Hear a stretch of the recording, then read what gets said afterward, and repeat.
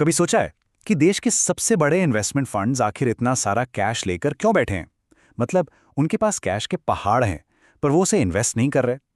आज हम इसी दिलचस्प पहेली को सुलझाने की कोशिश करेंगे। तो बात सीधी सी है। आखिर चल क्या रहा है? क्यों ये बड़े बड़े फंड्स इतना सारा पैसा इन्वेस्ट करने के बजाय अपने पास दबाकर बैठे हैं? ये एक ऐसा सवाल है जो आजकल हर निवेशक के दिमाग में घूम रहा है। अच्छा, आगे बढ़ने से पहले एक चीज फटाफट समझ लेते हैं।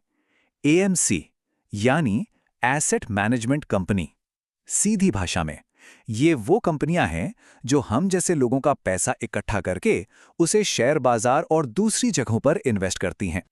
और एक और टर्म है जो बार बार आएगा, कैश पोजीशन। इसका मतलब है वो पैसा जो फंड ने अभी तक कहीं लगाया नहीं है, अपने पास नकद रखा हुआ है। इसे ना इंडस्ट्री में ड्राई पाउडर भी कहते हैं, मतलब भविष्य के मौकों के लिए तैयार रखा गया बारूद। तो सवाल ये है कि आखिर कोई मैनेजर इतना सारा कैश हाथ में लेकर बैठेगा ही क्यों? इसके 3 बड़े कारण हो सकते हैं। एक तो ये कि जब फंड में अचानक बहुत सारा नया पैसा आता है तो उसे सही जगह इन्वेस्ट करने में थोड़ा वक्त लगता है।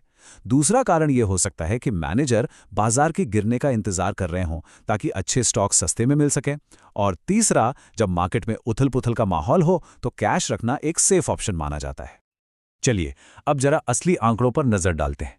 ये अक्टूबर 2023 की लिस्ट है जिसमें वो टॉप 10 फंड्स हैं जिनके पास सबसे ज्यादा कैश है।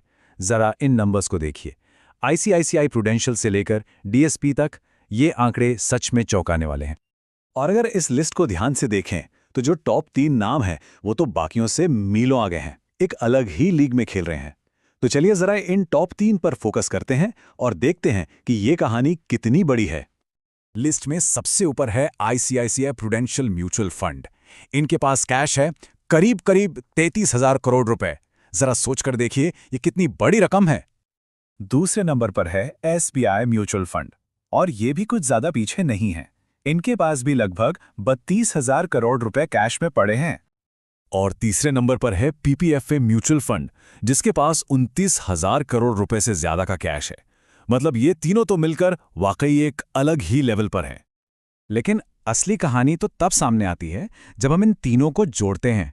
सिर्फ इन टॉप 3 फंड्स का कैश अगर मिला दिया जाए तो ये आंकड़ा 93,900 करोड़ रुपए से भी ज्यादा हो जाता है। इंडियन मार्केट के हिसाब से ये एक बहुत बहुत बड़ा नंबर है। ये चार्ट इस फासले को और भी साफ करता है। यहां देखिए, 5वें नंबर पर जो क्वांट म्यूचुअल फंड है उसके पास करीब 10,000 करोड़ हैं, और 10वें नंबर पर डीएसपी के पास लगभग 5,000 करोड़। मतलब साफ है, टॉप 3 और बाकी सब में एक बहुत बड़ा गैप है। तो इतना सारा कैश रखने का आखिर मतलब क्या है? असल में ये एक दोधारी तलवार की तरह है। इसके अपने फायदे हैं तो बड़े नुकसान भी। चलिए इसे थोड़ा समझते हैं।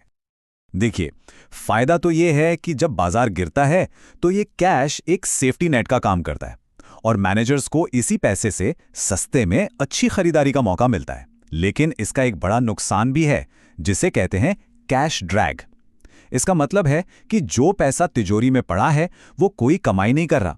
इससे फंड का ओवरऑल रिटर्न कम हो सकता है, और ये इस बात का भी संकेत हो सकता है कि शायद मैनेजर को मार्केट में कोई अच्छा मौका ही नहीं मिल रहा।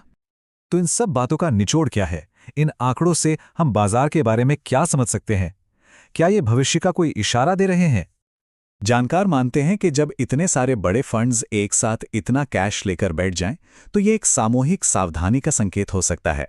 हो सकता है मैनेजर्स को लग रहा हो कि बाजार शायद बहुत चढ़ चुका है और यहां से एक करेक्शन या गिरावट आ सकती है, तो वो सही मौके का इंतजार कर रहे हैं। और यहीं पर आकर सबसे बड़ा सवाल खड़ा होता है।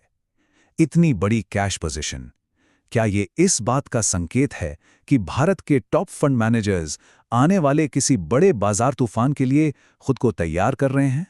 ये एक ऐसा सवाल है जिसके बारे में हर निवेशक को सोचना चाहिए।